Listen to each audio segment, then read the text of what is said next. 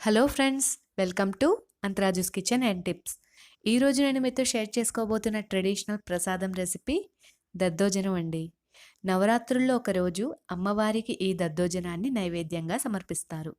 ఈ దద్దోజనాన్ని టెంపుల్ స్టైల్లో సింపుల్గా మరియు టేస్టీగా ఏ విధంగా తయారు చేసుకోవాలో ఈరోజు మనం చూద్దాం. దద్దోజనానికి కావాల్సిన ఇంగ్రీడియంట్స్ ఏంటో చూద్దాం. అన్నాన్ని వండుకోవడానికి ఇక్కడ నేను 1 కప్పు దాకా రైస్ని తీసుకున్నానండి. 1 కప్ రైస్కి అదే కప్పుతో 1.5 కప్పు పెరుగు, 2 కప్పుల పాలు పడతాయండి. గుడిలో ప్రసాదంగా పెట్టే దద్దోజనంలో పెరుగు కన్నా పాలని ఎక్కువగా తీసుకొని కలుపుతారు. అందుకే ఆ దద్దోజనం అంత కమ్మగా ఉంటుంది మరి. తరువాత 1 రెబ్బ కరివేపాకు, 1 ఇంచు అల్లాన్ని ఈ విధంగా చిన్న చిన్న పీసెస్లా కట్ చేసుకోవాలండి. 1 పచ్చిమిర్చి, టేస్ట్‌కి సరిపడా సాల్ట్, తాలింపు పెట్టుకోవడానికి తాలింపు దినుసులు తీసుకోవాలండి. 1 టేబుల్ స్పూన్ పచ్చిశనగపప్పు, 1/2 టేబుల్ స్పూన్ మినప్పప్పు, 1/2 టేబుల్ స్పూన్ జీలకర్ర, 1/2 టేబుల్ స్పూన్ ఆవాలు, 1/2 టేబుల్ స్పూన్ మిరియాలు. వాటర్ని ఇక్కడ నేను 1 కప్పుకి 2.5 కప్పుల వాటర్ని తీసుకున్నానండి రైస్ని ఉడికించుకోవడానికి. అలాగే 2 నుంచి 3 టీ స్పూన్ల నెయ్యిని కూడా తాలింపు పెట్టుకోవడానికి తీసుకోవాలండి. ఈ విధంగా కావాల్సిన ఇంగ్రీడియంట్స్ అన్నింటినీ తీసి రెడీగా పెట్టండి. ప్రిపరేషన్ చూద్దామండి. ఇక్కడ మనం తీసుకున్న 1 కప్పు రైస్ని ఒక బౌల్లోకి యాడ్ చేసుకుని 2 సార్లు కడిగి క్లీన్ చేసుకోవాలి. అందులోనే 2.5 కప్పుల వాటర్ని వేసి ఒక అరగంట పాటు నానబెట్టుకోవాలి.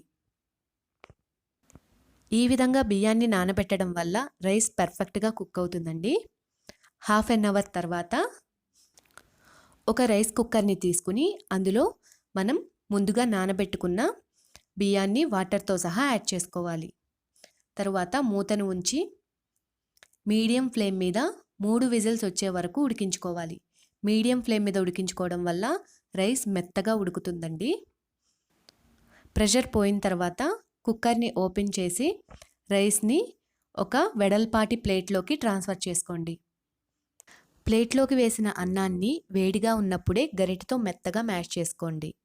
ఇక్కడ మనం ఫ్రెష్గా తోడుపెట్టుకున్న కమ్మటి పెరుగుని తీసుకున్నట్లయితే దద్దోజనం మరింత టేస్టీగా ఉంటుందండి.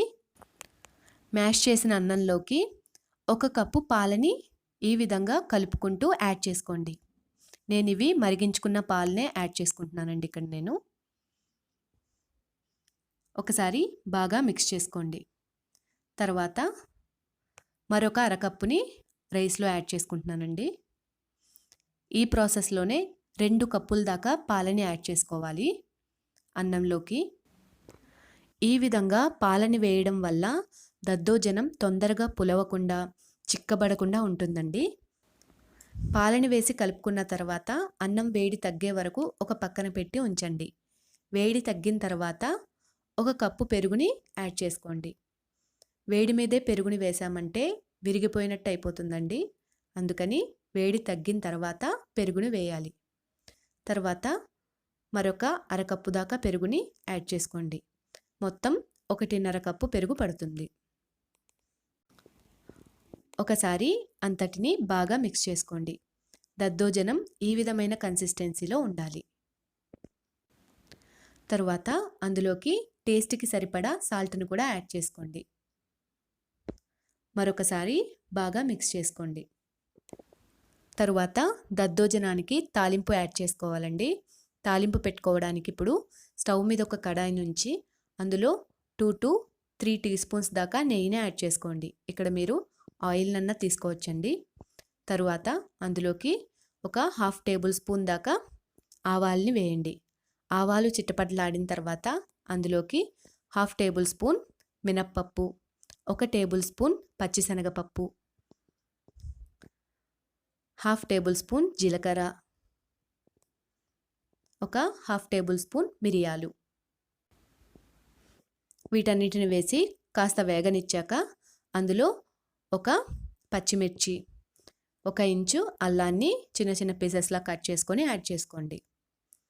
తాలింపుని మొత్తం ఒకసారి బాగా మిక్స్ చేసుకోండి. అందులోనే ఒక రెబ్బ కరివేపాకుని కూడా వేయండి. ఈ విధంగా స్టవ్ని మీడియం ఫ్లేమ్లో పెట్టుకుని తాలింపుని దోరగా వేయించుకొని దద్దోజనానికి యాడ్ చేసుకోండి. ఇక్కడ మీరు కావాలనుకుంటే ఎండుమిరపకాయని కూడా యాడ్ చేసుకోవచ్చండి.